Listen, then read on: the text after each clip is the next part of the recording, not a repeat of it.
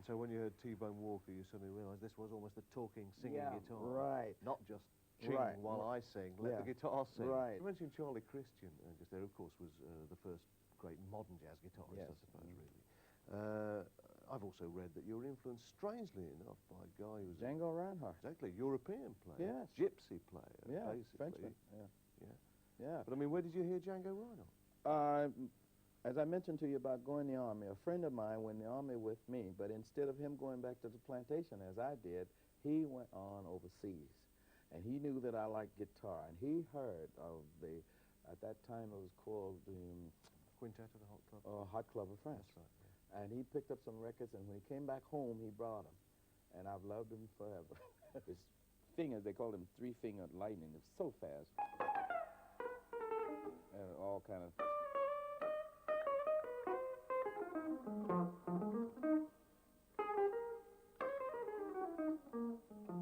like that, when Charlie Christian would usually a lot of time use what we call diminished chords. Oh gosh.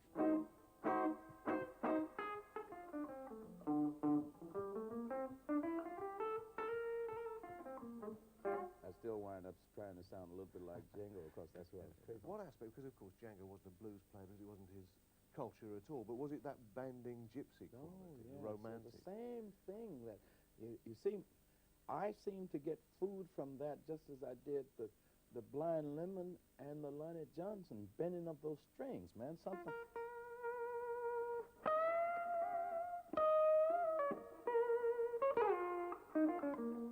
That attack, you know, something about that. I don't know what it is, but it just drives me crazy.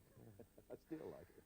Someone you've not mentioned, but I know is important in your life because you've spoken of him many times, was of course a relation of yours, a very well-known blues musician. Booker White. That's right, who was your mother's?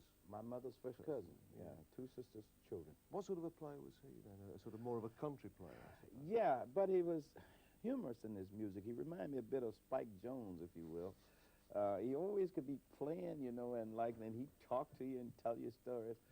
And he used a bottleneck. He used to take something look like a big pop bottle and break the neck off it and put it on his finger, or when he didn't do that, he had like a steel bar, something like a pipe, steel pipe, and he would saw a piece of it off. Now today you can buy these things, because I think steel guitar players use it now, just the regular bar. But he would take this and put it on his finger, and he would, you know, if he didn't do that, he could use a knife, just a regular pocket knife, and he would slide it around like that. So the style is like the Hawaiian guitar, yes, you might yes, say. So right. you can, instead of using your fingers, you can use a piece of metal or something and go, ooh, yes, bend the note like that. Something like that. Well, I could never do that. I've got stupid fingers. They just won't work. But I used to sit there and listen to him play, and I loved him. I wasn't so much influenced by his playing as I was of him as a person. He, to me, was a jolly guy. Always had something nice to say. And used to tell me, I lived with him for a year, and he told me, it's always good to try and make people happy. And he said, if you can't say something that's going to be complimentary to a person, just don't say anything, you know. And I learned to try to do that.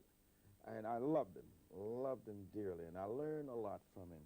Now, he could take that slide and put it on his finger, and he would, you know, make sounds.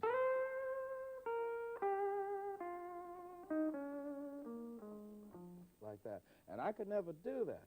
But when I take my guitar and trill my hand, then my ears say, well, that sounds a little bit like Booker.